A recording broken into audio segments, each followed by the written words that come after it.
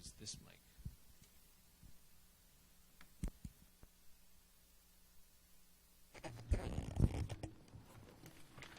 I'm going to sit down because I have to do some clicking here. Okay, so I'm Michael Fitzgibbon. Nice to see everyone this morning. Oh, hang on a second. And let me minimize this. So now comes the Tightwire Act, where I will attempt to demonstrate this tool with a mouse that's a little funky, but so just have to bear with me here. So first, Michael Fitzgibbon from Point Blue Conservation Science. Can you hear me okay with this mic? Okay, great. We are in Petaluma, up in Northern California. We've been working with USGS for about 6 years on this project. We, as an organization, are focused on the health of ecosystems and nature-based solutions in light of a lot of environmental threats, especially things like sea level rise. So that's how we got involved in this project. It's been a great collaboration for us. So if there's one thing you remember today when you leave here, which is the URL as to how to get to the site that shows the San Diego data, and you want to go to beta.arco, not with a lot of T's. We have got, come on, there we go, beta.arcostarfuture.org will take you to the website for that. So it looks very much like the main website that we have. That's our production website, which only has Northern California results, is at www.arcostarfuture.org. So this is the beta site as we are rolling out the Southern California results starting here in San Diego County. There's information here on how to get started with the project. You'll find information on case studies, and we're now tying in some of the case studies that are happening here in San Diego County with the help of information from the San Diego Regional Climate Cooperative. Information about events, including our event here today and the Owl Viewer launch that's going on at the Santa Monica. I guess it happened yesterday. Yeah, so that's very exciting. A little bit about us, if you really would like to find out more, including the Southern California project. So there's contact information for all the folks here and all the various partners, and there's quite a few, and the list is growing. And then a lot of information about the system, the tools, how to use them, references on Cosmos if you want to get papers, as well as online tutorials for using this tool. But if you're like me, you just want to click on the flood map and get down to business. So let's first, we'll of course accept all terms and conditions without reading them. Then here we've added something, and if for those folks in Northern California now, they will be exposed to seeing that in fact now we're allowing people to navigate their way to Southern California. So let's jump down here to San Diego. And very quickly, over here on the left side of the tool is basically where you select stuff that you want to see. Over here on the right side then is going to be a legend that's going to be showing you the information that you have selected. And across the top are tools that allow you to interact and get summarizations and other products out of the tool. So here on, I'm going to zoom in a little bit here down into, let's see, and I'm awkwardly zooming because this mouse is really challenging. And early morning user error. Okay, here we go. Does this thing work? No. Okay.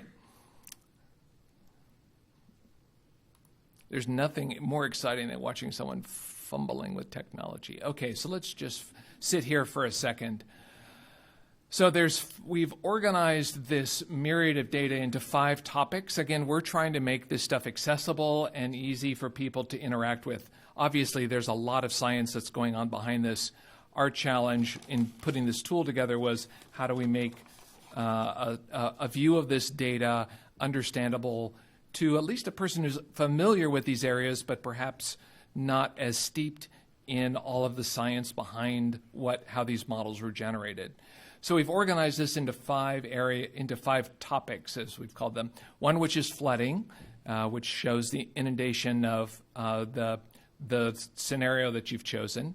We have waves, and waves will give us information about how high the waves are that are coming to shore. We have current, and current is about the velocity of the ocean, so how strong is the water moving at that in those locations.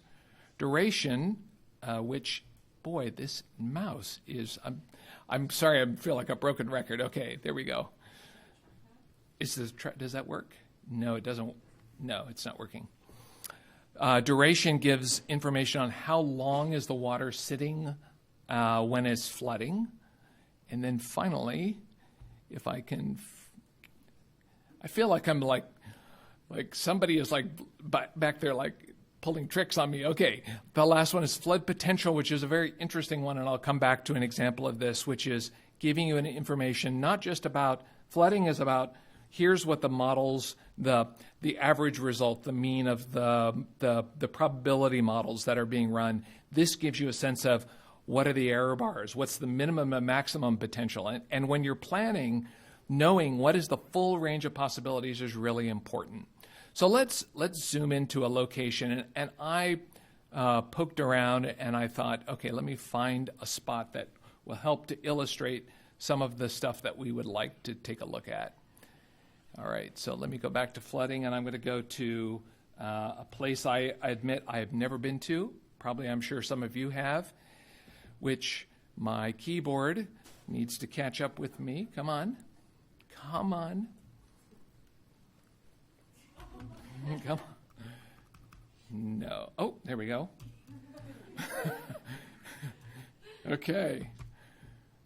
And this is getting filmed, too, so I know that there's going to be, at some point in my life, there's going to be some event. Let's see. Tell you what. Well, here we go. Okay, Kellogg Park. Okay, so way easier to get there than it is to type it in. Okay, so Kellogg Park in La Jolla. I focused on this just because it will illustrate some of the a couple of things that Lee also talked about, and is a good example of how you could approach, how someone might approach and use this tool. So if I sort of imagine myself, okay, I am, and I apologize if anyone is actually in this role. I'm with the Parks Department for the city of San Diego, and I deal with facilities, and I'm interested in long-term planning for this parking lot. So I want to know, what are the likely scenarios when I'm going to have to start worrying about salt water coming up onto this parking lot, and we're considering perhaps redoing this parking lot. Should we raise it? Should we move it back? Maybe there's nowhere to move it back to, but what are my options in terms of how I would go about adapting to this? So let's walk through how you might look then at some of the scenarios. And the scenarios are laid out here in terms of choosing sea level rise amounts and storm surge frequency. So the tool starts out at a 0-0 scenario, which is essentially, if you went out there today and looked, you would see water lapping up on the beach calmly and lovely. If we then look at a 100-year storm, so I'm just going to say no sea level rise, let's see what a 100-year storm looks like. Come on, there we go. The 100-year storm, we start to see a little bit of inundation here. You also see this green area showing up, and this is in the flooding scenarios, that's flood potential, which is saying, although the model says that water can't reach it, or the elevation model is saying that the water is unable to reach that spot, it is low enough that if water can get there, it will flood. So it's, again, when you're planning, these are the kinds of bits of information that are helpful in terms of understanding the full set of scenarios. Let's turn off that 100-year storm, and now let's turn on 50 centimeters of sea level rise and see what that looks like. Actually, it doesn't look too much different than, there's water is running up on the beach a little bit more. Oh, if you ever wonder, especially if you work for local governments, chances are centimeters drive you crazy, so you can switch it so it's actually 1.5 feet. or 1.6 feet is the English equivalent. So now let's look at the combination then of that 100-year storm with that 1.6 feet of sea level rise. And then you start to see that now we're getting water flooding this southern end of the parking lot, actually up onto the road, so I might want to call my friends at the Public Works Department as well. And you can see that there's also some low-lying areas down here. So that notion of it's not just sea level rise, it's not just the storm surge, but it's the combination that actually you start to see that more near-term events actually start to flood areas than just looking at sea level rise by itself. Now, one of the things that can be very handy then is to be able to see then, give me a picture of what all of the scenarios together look like. And the way that I would do that is I can either load up a GIS file or I can just draw here on the screen. And what this is going to do is that's going to generate a report. Now, I'm going to do a little bit of sleight of hand because the paint is still wet on this version of the tool, and the results from the reports down here are not actually coming out correct. So I'm just going to show in another report I ran for a place up in Northern California, so you get a sense of what these results then would be telling you, which is you get this grid picture of both percentage inundation, that is how much of that area was flooded, as well as how deep is the water when it is flooded. But this starts to give you an idea of, you can then look across and say, if all I'm planning for is sea level rise, I might not be concerned until I'm getting out here to nearly 2 meters, 6 feet of sea level rise. But if I'm starting to look at storms like a 20-year storm or a 100-year storm, I'm actually much more interested in some of these near-term events. So this is just, again, another tool to give you another picture, and down at the bottom there would be there's a map of whatever area you've drawn. Okay, so we'll close that. So the one thing that none of this is telling you is, when is this going to happen?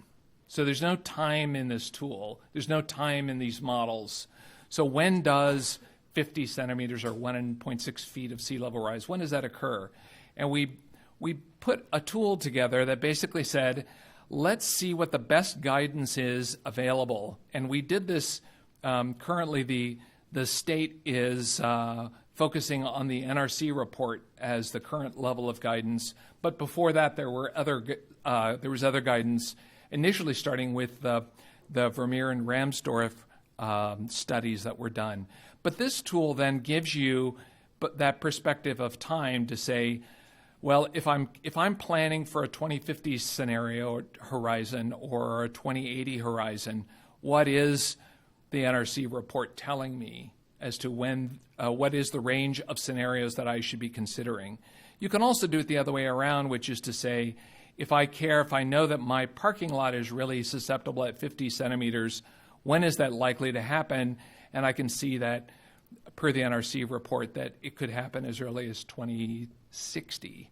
And as we understand that the fourth climate assessment is actually coming out with an updated guidance and some revisions, we'll be adding those to this tool, because this has been, I think, a really helpful companion to our tool.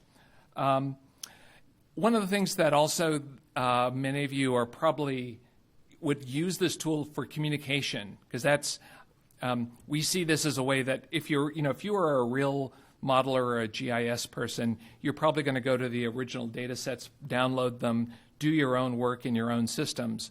But for many folks, what they really want to do is they'd say, how can I just get this picture in a PowerPoint presentation? And so this print map button over here will actually give you, it basically is going to do a nice screen scrape for you and give you a product that then you can pull stuff out and take this, copy this image out, and then dump it in your PowerPoint presentation. So that actually is one of the ways that a lot of people are using this online tool. A couple of other things I wanted to highlight. So one of the things we've also added, and this is something brand new for Southern California, which is Shoreline Evolution. So what we have done is there's actually Let me go to a place where we actually have some data. I think if I go a little further north, we'll get to a place where we start getting some cliffs and sandy beaches out here. This is the Scripps Coastal Reserve. And what you can do is you can look at not just the cliffs and the sandy beach data. So here, for example, would be the cliff data as projected in this 50 centimeter or 1.6 feet sea level rise estimate. But also you can decide whether or not you are interested in, am I looking at cliffs as to assuming that they made some assumptions, two pairs of management scenarios of, are we holding the line with infrastructure, or are we assuming that infrastructure could fail, as well as is our beaches continuing to be nourished? The baseline of all of these results assumes a yes, hold the line on infrastructure, and no beach nourishment. But you can also, for the cliff and the sandy beach data, take a look to see what do the results say for the other scenarios. So those are some other things that you can explore and take a look at. The last thing I wanted to mention, and then I think I'll wrap it up, is that one other piece of information we're going to be adding in here is USGS, another group up in Seattle, is also then doing analysis of socioeconomic impacts with relation to the Cosmos data. We will be putting sort of a first a summary of their information available through this tool, and then lots of links over to their tool, which is a really rich resource for doing lots of comparative analysis using the socioeconomic data that they ran. So I think with that, don't forget beta.ourcoastarfuture.org and go check it out. It's online today. Thanks.